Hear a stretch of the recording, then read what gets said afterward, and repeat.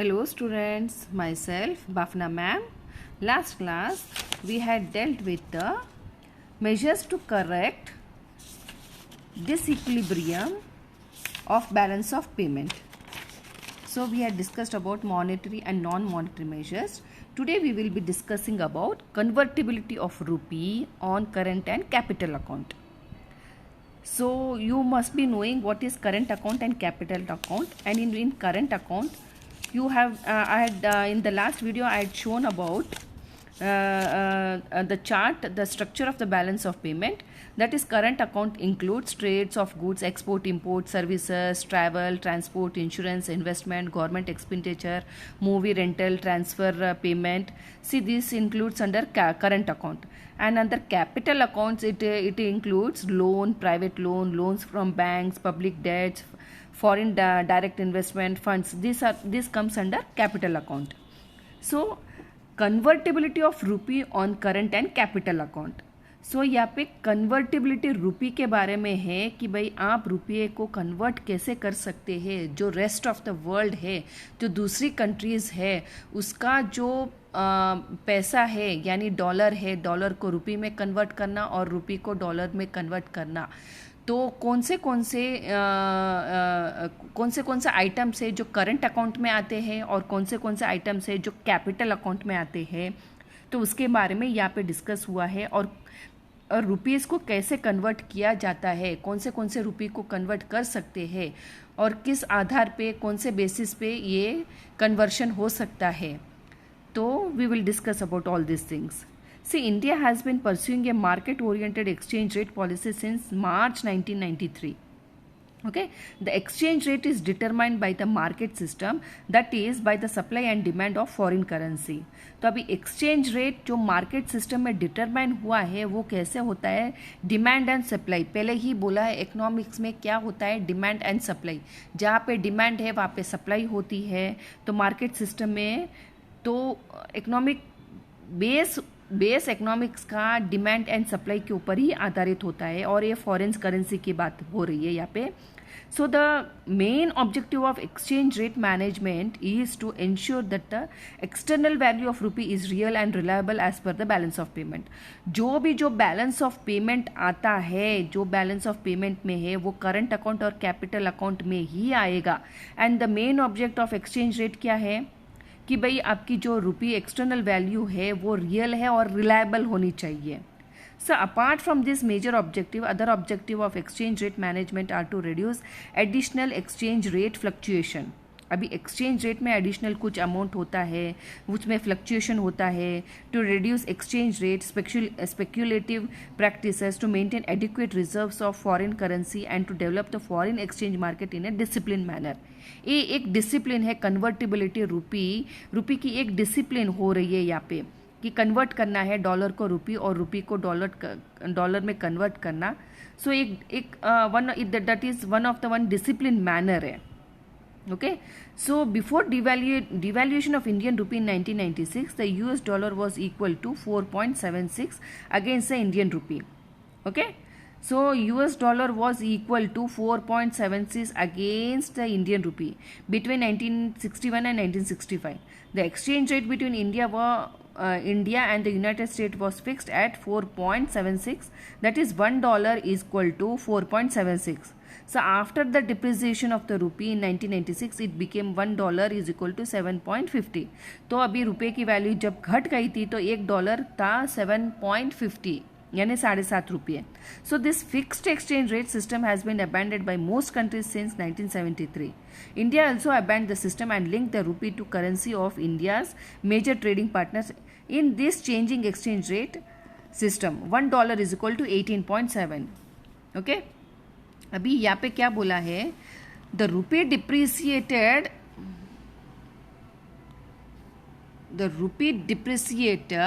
by 22% in July 1991 against the US dollar due to the devaluation of the rupee by the Indian government. अभी Indian government ने क्या किया? रुपी की value घटा दी, तो अभी 22% इंक्रीज हो गया वहाँ पे 1991 में. So in international trade, when the currency of one country can be easily converted into currency of another, It is called currency convertible. When the Indian rupee can be freely exchanged in another currency, it is called convertibility of rupee. अभी international trade में आपका जो रुपया है, अभी domestic country का जो भी कोई भी रुपया है और इंटरनेशनल मार्केट में उसको कन्वर्ट कर सकते हैं, तो that is called convertibility of rupee. Okay, so when the currency is converted into foreign currency and there is no restriction on import and export of goods and services, the currency can be used freely for expenditure. It is called convertible currency. Okay अभी कोई restriction नहीं है import and exports of जो goods and services का, तो currency आराम से convert हो सकती है फॉरेन करेंसी की.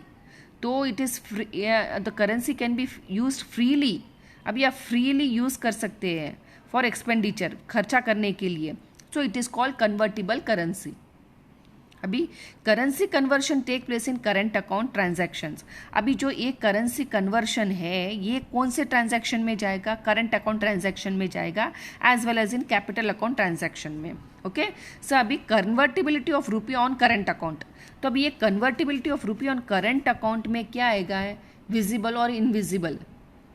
तो ये विजिबल और इनविजिबल ट्रांजैक्शंस जो होते हैं गुड्स एंड सर्विसेज रिलेटेड ही होते हैं. सभी ये देखते हैं. अभी current account convertibility is beneficial to consumers. Current account convertibility is beneficial to consumers when it is the changing competition of barley trade liberalisation. Okay ये बेनिफिशियल किसके लिए? कंज्यूमर्स के लिए. Now also if the economy is moving in the direction of economic growth, then there is an opportunity to purchase essential goods and services from other countries, thus encouraging productive growth. अभी economic growth होना है वहाँ पे, तो ये एक opportunity, there is an opportunity to purchase essential goods and services. So एक opportunity मिलती है गुड्स एंड सर्विसेज को परचेज करने के लिए अदर कंट्री से, प्रोडक्टिविटी ग्रोथ के लिए, इंकरेजिंग प्रोडक्टिविटी ग्रोथ. अभी पार्शियल कन्वर्टिबिलिटी ऑफ रुपी क्या है यहाँ पे? The government of India has adopted a double exchange rate policy in line with its liberalization policy. एक पॉलिसी जो गवर्नमेंट ने बनाई है उन्होंने अडॉप्ट किया डबल एक्सचेंज पॉलिसी. 1992 बजट हुआ था, उसमें फाइनेंस मिनिस्टर मनमोहन सिंह थे. So finance minister of India introduce free exchange rate system. यहाँ पे फ्री एक्सचेंज को जो भी कोई होगा आपके जो रुपी है फ्री में एक्सचेंज होगा.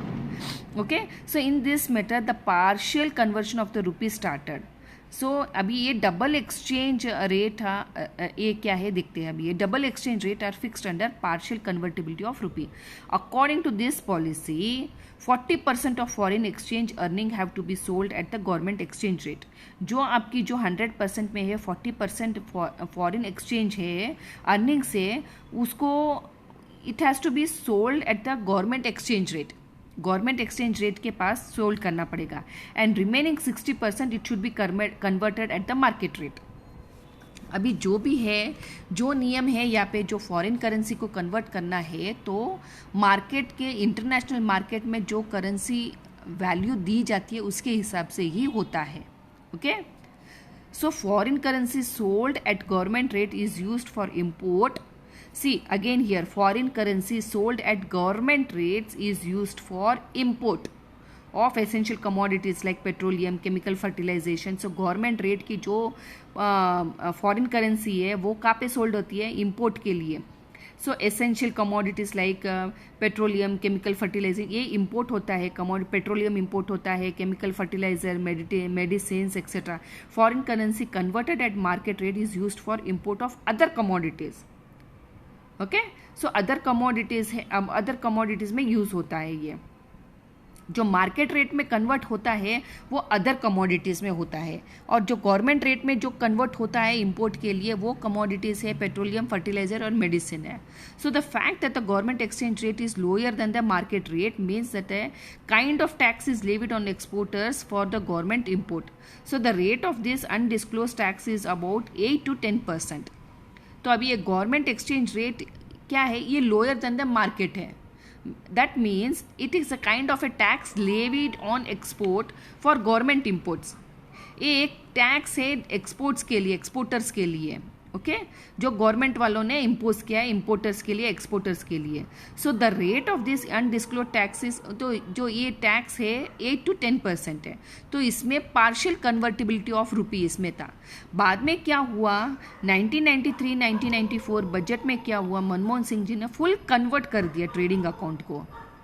100% ट्रेडिंग अकाउंट जो फुल्ली कन्वर्टिबल, रुपी को फुल्ली कन्वर्ट कर सकते हैं. So in this budget of 1993-94 full convertibility of rupee was introduced on the trade account. जो ट्रेडिंग करते हैं आप, जो गुड्स एंड सर्विसेज का ट्रेडिंग करते हैं, as a result a combined exchange rate system was introduce instead of double exchange rate. तो double exchange rate मैंने बोला 40% गवर्नमेंट को और 60% कन्वर्ट इनटू मार्केट रेट. तो यहाँ पे क्या है, फुल कन्वर्टिबल में क्या है, कंबाइंड एक्सचेंज रेट हो गया था instead of double exchange rate. So in this aggregate exchange rate system the ratio of 60-40 was increase to 100% for conversion. The 100% transformation method was applied to all types of trade transactions like import and export of the goods. जो भी कोई goods है, imports and exports है, 100% transformation हो सकता है. And all type of transactions in and out of current and capital account. Okay?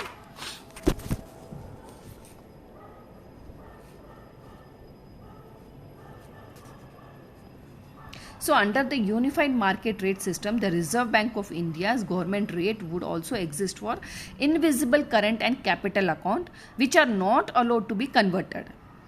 Okay.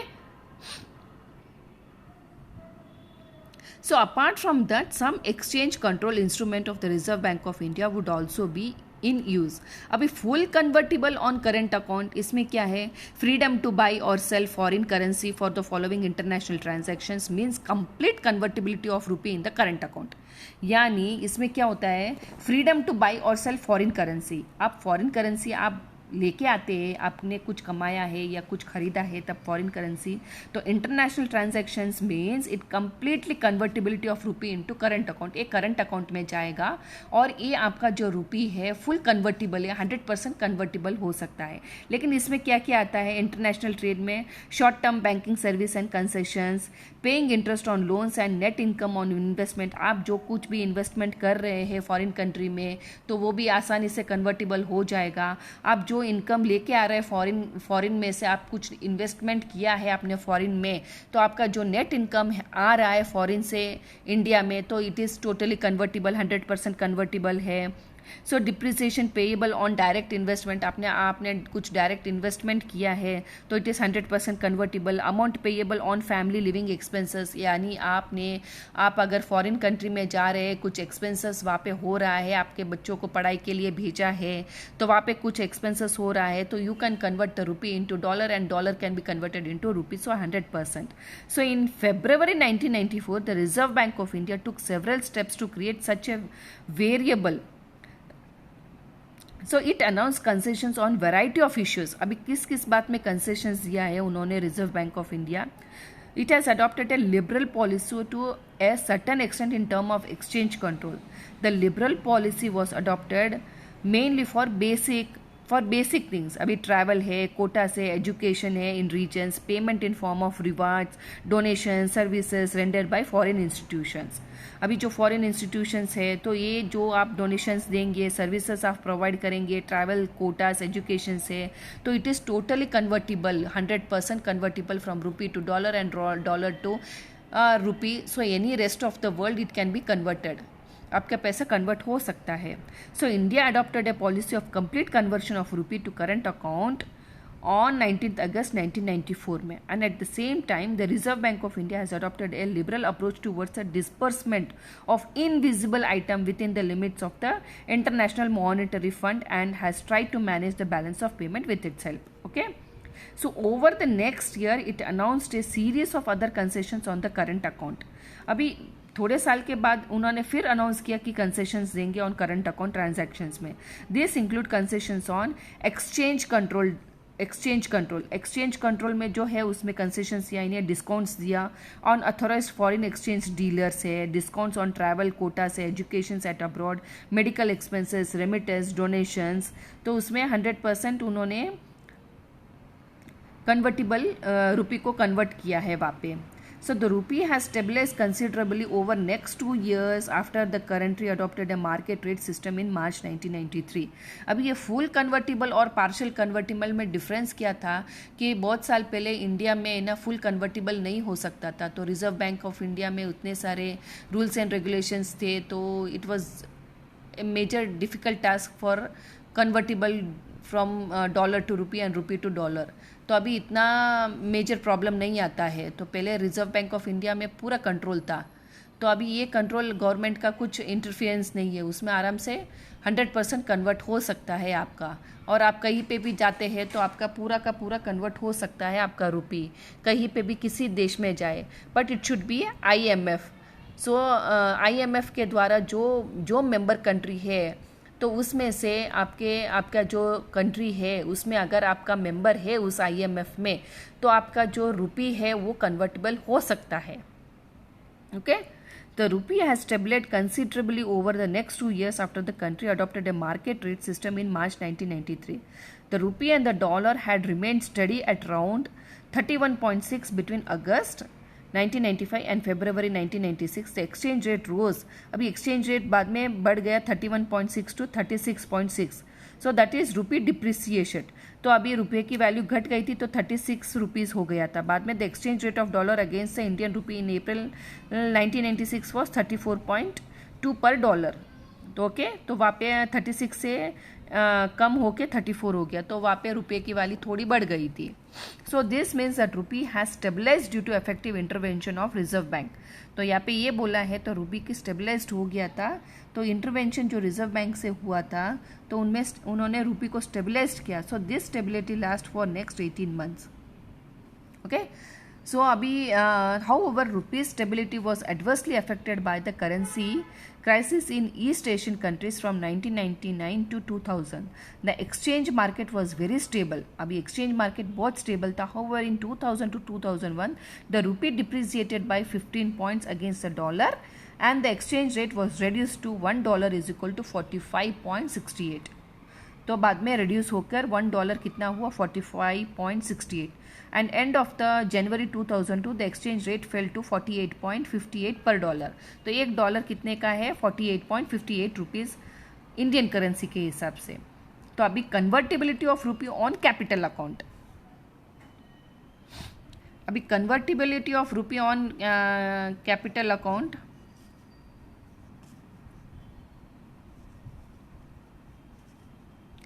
Convertibility of rupee on capital account और current account. Current account मैंने क्या बोला था, गुड्स एंड सर्विसेज जो इंक्लूड होता है, goods and services. There should be an purchase होना चाहिए, कुछ भी परचेज हो, essential goods and services from one country to other country, production growth के लिए, वो करंट अकाउंट में आएगा. अभी कैपिटल अकाउंट में क्या आएगा, FBI आएगा, FDI आएगा, ये सब कैपिटल अकाउंट में आएगा. अभी कैपिटल अकाउंट क्या होता है अभी देखते हैं. See, when the convertibility on the current account is fully implemented, the convertibility on the capital account has to be brought slowly and carefully. Okay?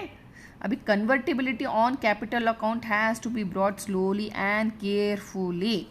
The capital account convertibility can lead to flight of foreign capital out of the country. Therefore, caution must be expressed in bringing about convertibility in capital account. Okay? So as the exchange rate fluctuate, अभी exchange rate fluctuate होता है, so does our economy. So therefore the government of India has gradually introduced rupee convertibility into capital account. The government of India's budget has consistently adopted a liberal approach to capital account transactions. So government of India ने एक consistently adopt किया है कि भाई liberal हो जाए capital account transactions में. So government of India has constituted a committee 8 February 1997 under a chairperson SS Tarapore to make recommendation on conversion of rupee to capital account. तो उन्होंने क्या कहा, अभी जो भी कोई रुपी कन्वर्ट करना है तो उनको कैपिटल अकाउंट में कन्वर्ट करना है करके. So this chairperson was SS तारापुरे. तो उन्होंने एक कमेटी कंस्टिट्यूट की 8 February 1997 को. So this committee had recommended conversion of Indian rupee into capital account in 3 phases. तो उन्होंने कन्वर्शन इंडियन रुपी का कैपिटल अकाउंट में डाल के 3 phases financial year instead of one phase, financial year 1999 to 2000, instead of one phase, एक phase के बदले full financial year में जो 1999 में और 2000 में रिकमेंड किया कन्वर्शन का 3 फेज किया है उन्होंने. However the attempt was abandoned in July 1997, बाद में इसको रद्द किया गया. So due to east Asian crisis at present, due to increase in foreign exchange reserves in India, the government of India has eased restrictions on foreign exchange in relation to capital account transactions. 2006 में क्या हुआ, reserve bank of India RBI again issued second committee was set up under the chairperson of तारापुरे. तो उन्होंने अभी एक committee बनाई तारापुरे की second. सो उस कमिटी ने सबमिटेड इट्स रिपोर्ट, एक रिपोर्ट सबमिट किया reserve bank of India on 5 September 2006. So according to 2006 report of Tarapure committee, the committee has recommended that scheme be implemented in 3 phases till the year 2011. अभी ये report क्या था, the report of committee recommended implementation of first phase from 2006 to 7, second phase 2007 to 2009 and third phase from 2009 to 2011. See, the government of India has not fully implemented the recommendations of the Tarapure committee. Fully implement नहीं किया है, recommend नहीं किया fully. But in budget 2002 to 2003, following measures have been announced for the complete conversion of rupee on capital account. Complete conversion of rupee on capital account. There will be full convertibility for NRI deposit schemes. This full convertibility scheme will continue for the prevailing schemes like foreign currency, non-resident schemes and non-resident external rupee schemes. अभी ये there will be a full convertible for NRI deposit scheme. अभी ये full convertible होगा NRI, जो NRI है यहाँ पे, जो नॉन रेसिडेंस है. So the full convertible scheme इसमें क्या कंटिन्यू होगा, prevailing schemes like foreign currency है उनके पास, नॉन रेसिडेंस स्कीम है, नॉन रेसिडेंस एक्सटर्नल रुपी स्कीम है. सो ये फुल कन्वर्टिबल होगा, उनका पैसा फुल कन्वर्टिबल होगा रुपी में. The scheme under which full convertible will not be applicable for NRIs will be discontinued from 1 April to 2002. अगर इस स्कीम में which full convertible will not be applicable for NRIs from 1 April 2002 से ये applicable नहीं होगा. So the balance amount in non-residence rupee account will be convertible under the resident rupee account after maturity. The balance जो रहेगा non residence का रुपी का, तो वो कन्वर्टिबल कब होगा, जब अंडर रेसिडेंट आप रेसिडेंट हो जाएंगे तो रुपी will be converted on that account after maturity. So income in the form of volume and rent, dividend, pensions and interest can be converted into foreign currency. तो आपका जो रेंट है, income है, dividend है, pensions है, it can be converted into foreign currency. आपका जो कुछ भी है तो वो फॉरेन करेंसी में आराम से कन्वर्ट हो सकता है अगर आपको कई बार जाना है तो. So Indian company that wants to invest abroad, जब इंडियन कंपनी किसी को अब्रॉड में इन्वेस्ट करना है. अभी नेक्स्ट पॉइंट यहाँ पे क्या है,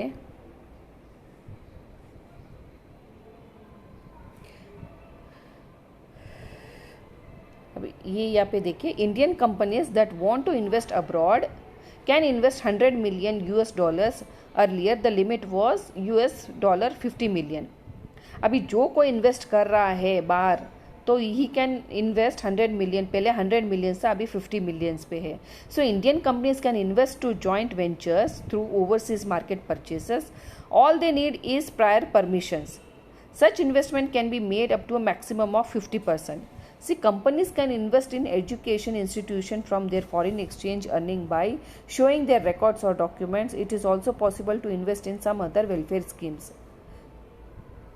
तो आप एक company can invest in education institute, companies जो है वो एजुकेशन इंस्टीट्यूट में इन्वेस्ट कर सकते हैं from foreign exchange. Foreign exchange से आप कर सकते हैं बाय शोइंग देयर रिकॉर्ड्स और डॉक्यूमेंट्स कि भाई आपने फॉरेन एक्सचेंज से वहाँ पे एक्सचेंज से लिया है, एक रिकॉर्ड दिखाना पड़ेगा, एक डॉक्यूमेंट दिखाना पड़ेगा. So it is also possible to invest in some other welfare scheme में भी आप इन्वेस्ट कर सकते हैं. तो ये टोटली कन्वर्टिबल है, रुपी कन्वर्टिबल है फॉरेन एक्सचेंज से. सो IMF यानी Indian mutual fund are allowed to invest in bonds in countries whose currency are fully convertible. अभी ये इंडियन म्यूचुअल फंड्स ये अलो करता है investment in bonds in countries which currencies are fully convertible. उस country में आप invest कर सकते हैं वहाँ पे बॉन्ड्स वगैरह, तो जो करेंसी कन्वर्टिबल है, जो मेंबर है आईएमएफ में, तो वो आप कन्वर्ट कर सकते हैं। उस करेंसी, उस कंट्री की करेंसी आप कन्वर्ट की जा सकती है रुपी में, और रुपी से डॉलर में, या कोई है येन है या फिर पाउंड है। So external trade loan can be repaid early according to the balance in the accounts of the receipt of foreign currency. The Reserve Bank of India will consider more use of funds from export earning to enable commercial borrowers to avail lower interest rates. Okay, so this was convertibility of rupee on capital account, and we will see what are the benefits of rupee convertibility on capital account. So some of the benefits here. Benefits are, see, increasing investment opportunities in abroad. अभी the rupee convertibility in capital accounts has created opportunities for Indian investor to invest abroad. अभी ये रुपी convertibility capital account में होने से क्या होता है, एक अपॉर्चुनिटी आप लोगों को मिली है कि भाई इंडियंस इन्वेस्ट कर सकते हैं फॉरेन में। पहले ऐसे नहीं था कि इंडिया इन्वेस्ट कर सकती थी फॉरेन में, क्योंकि कन्वर्शन ही नहीं होता था, उसमें भी इतने सारे डॉक्यूमेंट्स दिखाना, ट्रांजैक्शंस, ये वो, तो सब कंट्रोल करके रखा था रिजर्व बैंक ऑफ इंडिया। तो फाइनेंस मिनिस्टर जो मनमोहन सिंह ने उस टाइम में जो फाइनेंस मिनिस्टर थे, तो उन्होंने 100% कन्वर्टिबल आपका इन्वेस्टमेंट अब्रॉड कर सकते हैं, या फॉरेन के लोग यहाँ पे आके इंडिया में कुछ अगर इन्वेस्ट करना चाहते हैं, कंपनी खोलना चाहते हैं, तो 100% देयर डॉलर्स या their pounds can be convertible. So आपके जो बच्चे अभी एजुकेशन के लिए अब्रॉड जा रहे हैं, या फिर कोई फॉरेन से यहाँ पे कोई आया है, तो इट इज़ ईजिली कन्वर्टिबल। तो वहाँ पे इतना प्रेशराइजेशन नहीं है यहाँ पे कन्वर्टिबल में। सो अभी लोग आप देख सकते हैं ज़्यादा फॉरेन जाते हैं, तो because it is easily convertible, currency has become easily convertible, so लोग जा रहे हैं अभी। So increasing investment opportunity in abroad, see it has, तो रुपी कन्वर्टिबल से क्या होता है, आप इन्वेस्ट कर सकते हैं अब्रॉड में। Attractions of foreign capital, so convertibility of rupee capital account attract foreign capital. So आराम से अभी जो कन्वर्टिबल हो रहा है आपका रुपी, तो फॉरेन कैपिटल अपने आप आ जाएगा, क्योंकि मालूम पड़ता है इस देश में कि करेंसी कन्वर्टिबल है, तो फॉरेन की जो करेंसी है वो आराम से इस कंट्री में आ सकती है। So it attracts foreign capital. The attraction of foreign capital is created on A free and independent account. Okay, so this creates a situation like permanent partnership in domestic industry with the cooperation of foreigners. So ये एक partnership, एक type का partnership है domestic industry के लिए। सो cooperation होता है foreigner से, so it creates a situations, for example technology partnership, management transactions etcetera. Okay, so attraction of foreign capital, एक अट्रैक्ट होता है फॉरेन कैपिटल को आप अट्रैक्ट कर सकते हैं, गवर्नमेंट अट्रैक्ट कर सकते हैं, जबकि भाई 100% कन्वर्टिबल है, पैसा आप कन्वर्ट कर सकते हैं करके। Change from Indian market to global market, अभी जो इंडियन मार्केट में अभी सबको मालूम होता है कि आप पे करेंसी 100% कन्वर्टिबल है, तो क्या होता है, The rupees fluctuation in capital account have created a global chain of market for Indian shares, money, foreign exchange and commodities. So यहाँ पे एक चेन मिल जाता है, टोटल इंटरनेशनल मार्केट में एक इंडियन शेयर्स होता है, मनी है, फॉरेन एक्सचेंज है, कमोडिटीज़ है, तो उसमें लोग इन्वेस्ट भी करते हैं, तो उसमें मालूम होता है कि यहाँ पे कन्वर्टिबल है। So low interest rate financing is available for Indian industry and agri business. तो एक चेन मिलता है, ग्लोबल मार्केट को एक चेन मिलता है, तो जो रेस्ट ऑफ द कंट्री है वो इन्वेस्ट कर सकते हैं शेयर्स में, फॉरेन एक्सचेंज से, कमोडिटीज़ में, कुछ भी इन्वेस्ट करना चाहते हैं तो वो यहाँ पे कर सकते हैं। ओके, लो इंटरेस्ट रेट है, तो that is available for Indian industry, agri business है, एग्रीकल्चर बिजनेस है, तो एक चेन मिलता है। तो increase in efficiency, the convertibility of rupee on the capital account therefore leads to efficiency and stability in the export of the economy in global competition। तो एक export वहाँ पे एफिशिएंसी बढ़ती है, एक्सपोर्ट के लिए ज़्यादा आपको एक्सपोर्ट करना है तो ईजिली अभी कन्वर्टिबल है, तो क्या होता है, एक स्टेबिलिटी मिलती है इंडियन मार्केटों को एक स्टेबिलिटी मिलती है और आपका जो प्रोडक्ट है जो एक्सपोर्ट अच्छे से हो सकता है, तो एक एफिशिएंसी बढ़ती है। Improving savings and investment, stable domestic price level helps increase savings and investment. तो यहाँ पे सेविंग्स भी होता है, इन्वेस्टमेंट भी होता है। Stability in real estate, the real estate value is protected as savings and investment. तो यहाँ पे सेविंग्स भी होती है क्योंकि आप रुपी कन्वर्टिबल होता है तो एक सेविंग होती है, इन्वेस्टमेंट भी होता है, gain stability as a result of the increasing segmentation of the global economy. So this are the benefits of rupee convertibility on capital account. Now what are the adverse effect of rupee convertible on capital account? अभी adverse effect क्या होता है? Capital flight speed, the change in the capital account of the rupee creates the condition of capital flight. The country must have political stability to attract foreign capital. अगर इसको stability चाहिए, इस conditions को stability चाहिए, तो country must have political stability. एक political stability की ज़रूरत है यहाँ पे। अगर आपको रुपी को कन्वर्ट करना है और उस कन्वर्टिबल को स्टेबल रखना है तो पॉलिटिकल स्टेबिलिटी होनी चाहिए, तो वो मार्केट में अट्रैक्ट होती है फॉरेन कैपिटल, तो इट अट्रैक्ट्स फॉरेन कैपिटल, वो पॉलिटिकल स्टेबिलिटी से ही होगा। So if there is a political stability in the country, the fluctuations in the rupees capital account makes it easier for foreign capital to be withdrawn. Okay, so capital flight speed. Now wrong message of capital flow. If there is a need in the trade sector to control the total capital, when the trade sector goes through a process of compromise, it sends the wrong message to the economy and affects the profit of various sector. Wrong message of capital flow. Again I am reading here. If there is a need in trade sector to control the total capital, when the trade sector goes through a process of compromise, it sends a wrong message to the economy and affects the profit of various sector. अभी adverse effect on profit of corporation में क्या होता है? Complete transformation of capital account means complete liberalisation. यहाँ पे क्या बोला है? कंप्लीट ट्रांसफॉर्मेशन आप देंगे कि भाई आपका कैपिटल पूरा कंप्लीट ट्रांसफॉर्म हो सकता है। इट मीन्स कंप्लीट लिबरलाइजेशन, यानी पूरा लिबरल आप हो गए हैं करके। So this could lead to a financial crisis in Indian industrial sector. तो वहाँ पे एक क्राइसिस, एक मुद्दा, झगड़े का मुद्दा बन जाएगा इंडियन इंडस्ट्री सेक्टर में एंड द स्टॉक मार्केट में। Due to its adverse effect on industrial development, the profitability of corporation is reduced. अभी जो प्रॉफिट है तो वो रेड्यूस हो जाएगा वहाँ पे, because there is a crisis in financial. Total आप कन्वर्ट कर लेंगे तो फिर okay.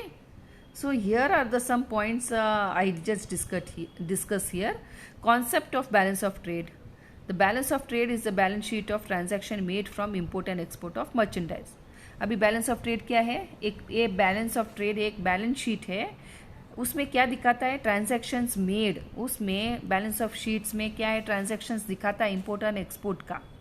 Concept of balance of payment, summary statement, एक समरी है, पूरा टोटल समरी स्टेटमेंट है that all the transactions between the residents of one country and the rest of the world. जो जो ट्रांजैक्शंस हुआ है अपनी कंट्री और रेस्ट ऑफ द वर्ल्ड में, it covers A given period of time, usually a year. So that is called a concept of balance of payment. अभी current account balance of payment में क्या है? Current account में क्या है? Trade, goods and services. मैंने पहले ही बोला था करंट अकाउंट में क्या होता है? Goods and services, trading of goods and trading of service.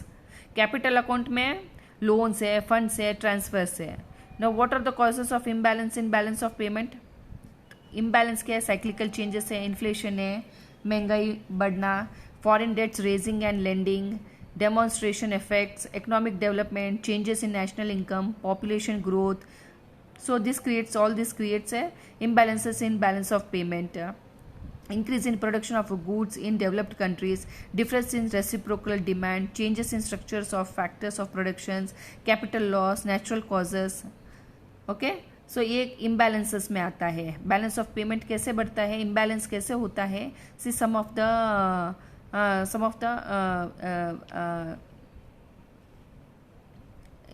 the causes have been told here. So measures करने के लिए, imbalance के लिए, तो क्या है, मॉनेटरी मेजर्स है, डिफ्लेशन है, डिवैल्यूएशन है, एक्सचेंज डिप्रिसिएशन है, एक्सचेंज कंट्रोल है, यानी डिफ्लेशन है यानी सस्ता करने का, तो फिर फॉरेन करेंसी अट्रैक्ट होती है। डिवैल्यूएशन अपनी करेंसी खुद को डिवैल्यूएट करने की, तो जो जहाँ पे $1 40 रुपीज़ का होता है तो आप 60 रुपीज़ देते हैं तो आपकी कंट्री में डॉलर ज़्यादा आ जाएगा। डिप्रिसिएशन आपकी जो मार्केट की एक्सटर्नल वैल्यू है उसको घटा देने का, एक्सचेंज जो डिप्रिसिएशन है उसको कम करने का, एक्सचेंज कंट्रोल है यानी जो आप एक्सचेंज हो रहा है जो रुपी कन्वर्टिबल है उसमें थोड़ा कंट्रोल करने का, तो वहाँ पे करेक्ट हो जाता है, बैलेंस ऑफ पेमेंट वहाँ पे करेक्ट हो जाता है। Non monetary measures, import duty है, कोटास है, see this are the non monetary measures, export promotion policies and programmes है, so this will correct the disequilibrium. Convertibility of rupee, currency of one country can be easily converted into currency of another country, it is called currency convertibility। उसमें क्या है, current account convertibility and capital account convertibility। Okay, so we have completed this chapter. So next chapter we will be taking foreign exchange. Here some of the questions are there, so you can read and you can discuss here. It's really very nice, so you can read this and you can discuss. So we will go to next chapter, that is called foreign exchange, in next video.